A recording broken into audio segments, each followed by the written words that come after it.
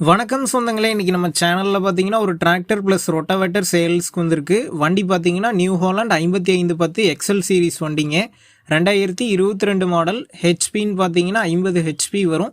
Single owner வண்டிங்க. Power steering, oil break, double clutch, creeper gear and shuttle shift ஆப்ஷனும் அவைலபிளாக இருக்குது.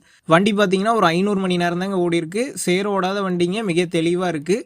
Tyre பார்த்தீங்கன்னா ஒரு 90% கண்டிஷனில் இருக்குது. எக்ஸ்ட்ரா ஃபிட்டிங்ஸில் top, heavy bumper, hook bed எல்லாமே இருக்குங்க. ஃபுல் ஃபிட்டிங்ஸில் தான் இருக்குது.